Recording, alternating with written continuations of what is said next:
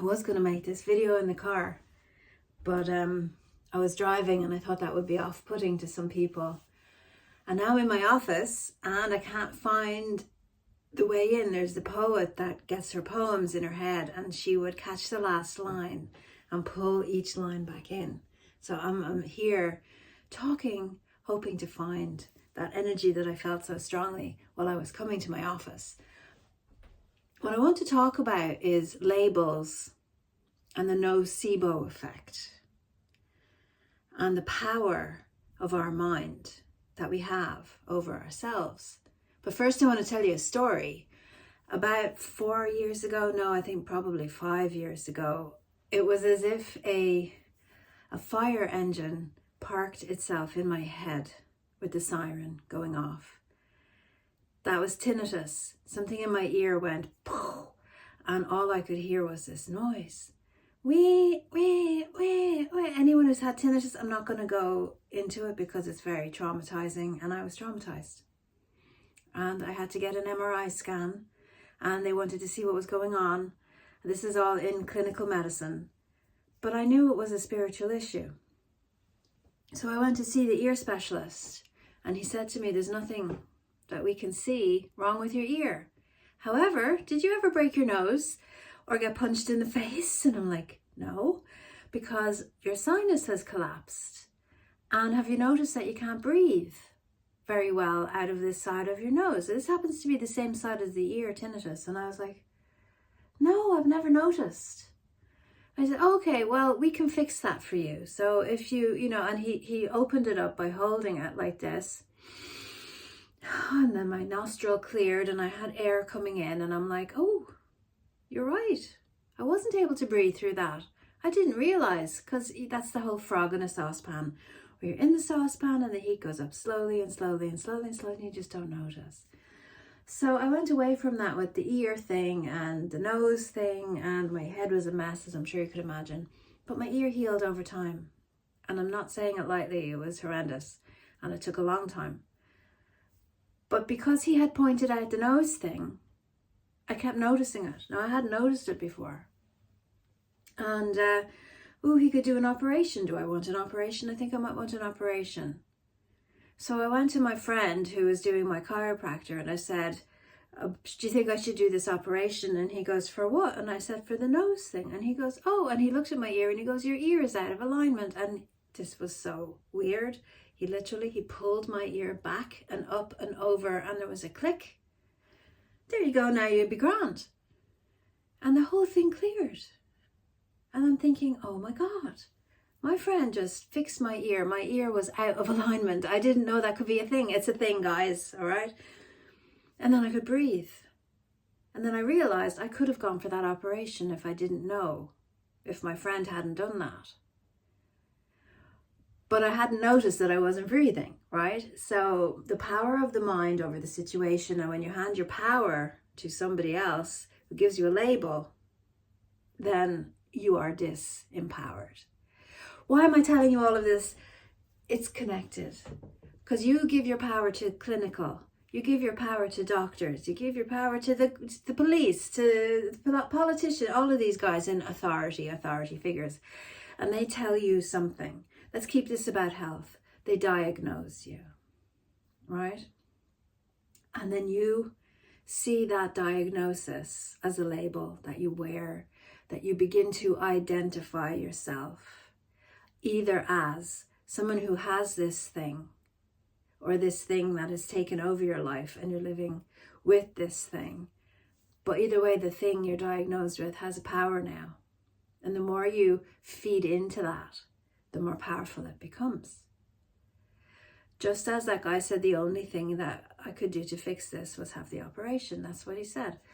So then I let that go. Now, I'm a scientist. I have a science degree. I don't talk about it very often. I've got a master's in science, and I've known about the nocebo effect for years and years, and I didn't realize this wasn't common knowledge.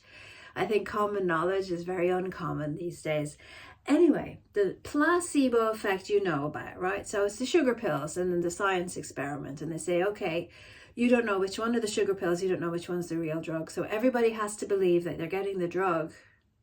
And then we will see if the power of the mind with the sugar pill, because they believe it's the real drug, has an effect, or if the actual pill has an effect.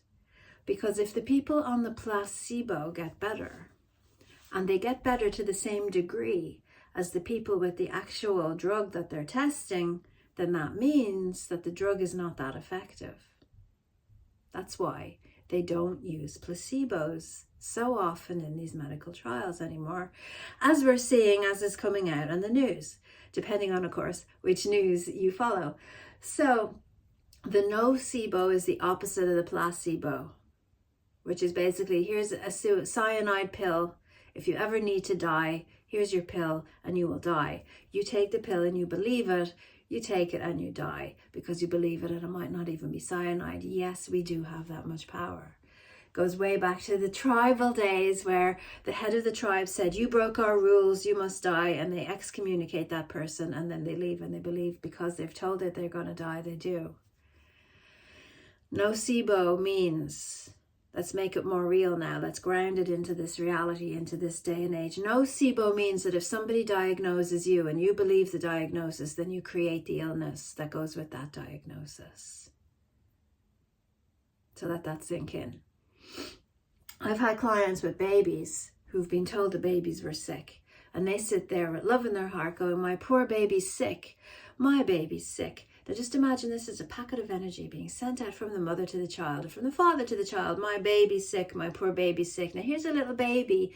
Babies are plastic. They can move and change and grow to the light like plants and flowers and all this kind of thing. And they're receiving, my baby is sick, my baby is sick. And they're going, oh, I'm sick. Okay. And some part of them is like, makes themselves sick to please their mother. So it's a feedback loop.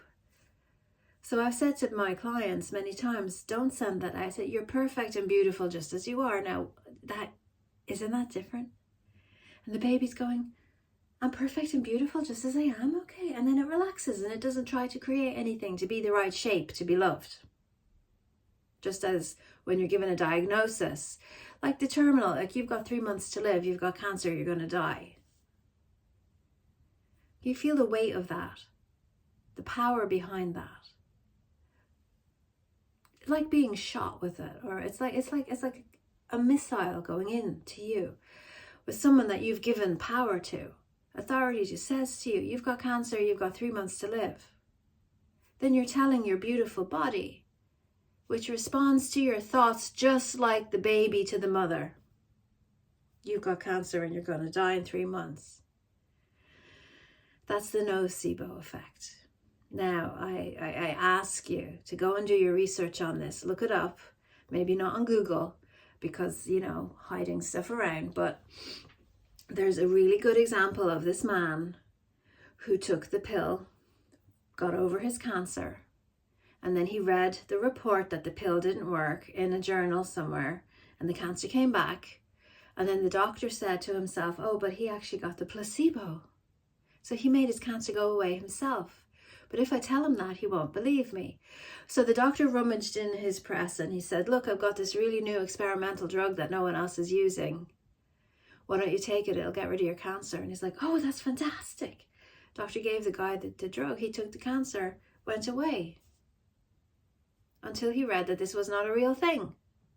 And then the whole thing fell apart. And he died. Because he believed he was going to die. That's the nocebo effect.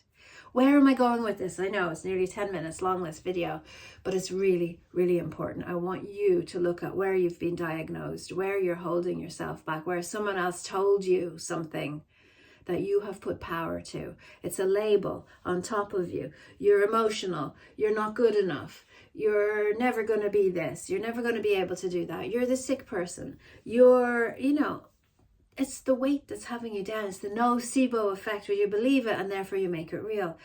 If you just imagine now, I'm giving you a knife and you're going to cut through, because these labels have been with you for so long, you're going to cut through them all right now and peel them off of you.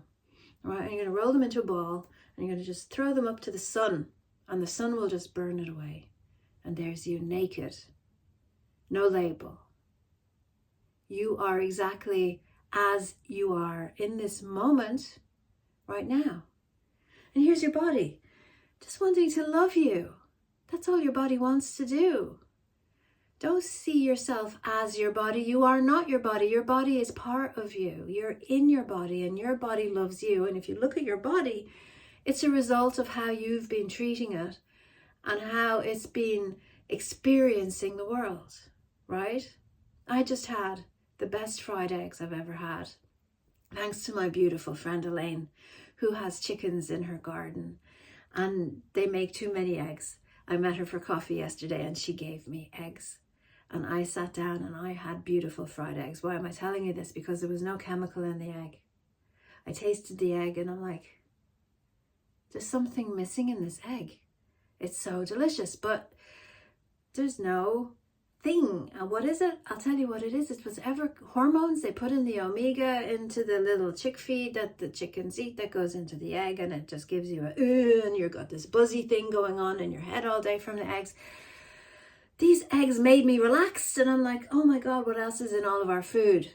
Your body is reacting to all of the chemicals in the environment, everything, even in your clothes, all the bombardment from the radio waves, everything you're watching, everything you're saying to it. Can you imagine your poor body like the little baby just wanting to please its mama? The body wants to please you and it doesn't know what to do, and you're full of bacteria and full of these viruses and full of parasites.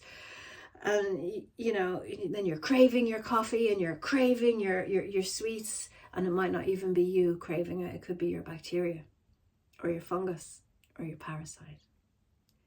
So take a moment and appreciate your body for what it is right now.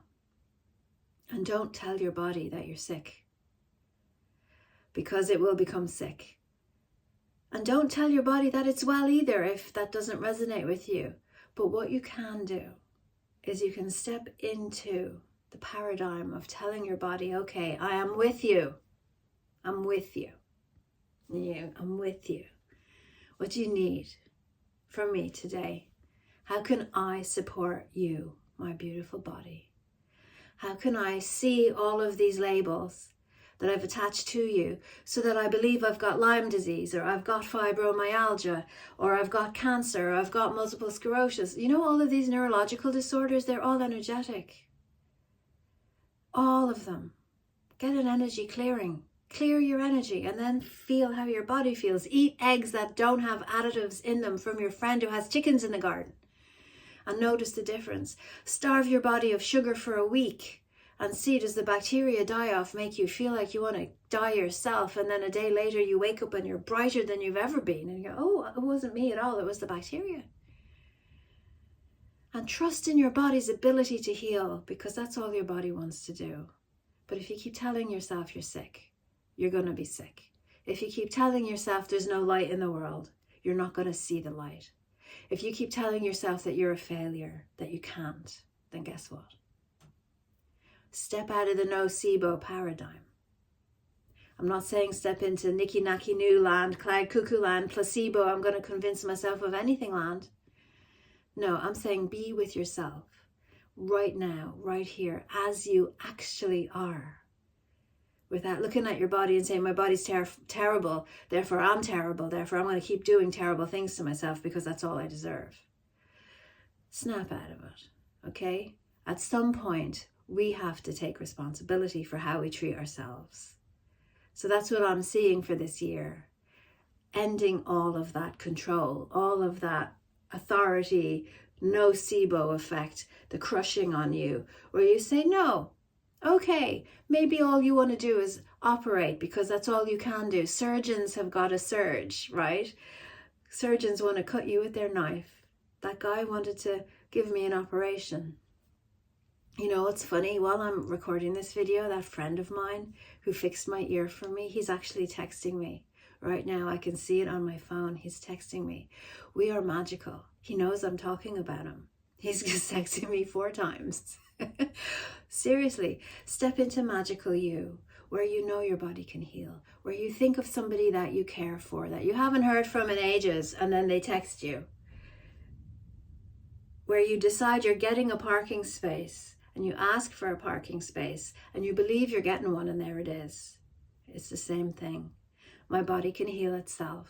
If I'm experiencing pain, it's because of bombardment of energies, or because I ate something that's bad, or because my body is struggling to let go of some emotional pain, or there's some spiritual cause, or there's some other reason, and it will pass. I'm not wearing it as a label for the rest of my life. So I hope this isn't too preachy. I hope this helps you figure some stuff out about yourself. There's lots in this, so watch it a couple times if you want to. And if you have any questions, you can write me a comment below or come to my website, abby-win.com. There's loads of free stuff there for you to start discovering how you can step into your own power and how you can be the master of your life and how you can stop using labels and turning them into nocebos, which you tie to yourself, that weigh you down and drown you. It's like the rocks in the bag that they throw you in the river and you sink. You want to open it and you want to swim out of it and you want to step out and go, okay, this is what I am today. And every day I heal a little bit more. Thanks for listening. Okay.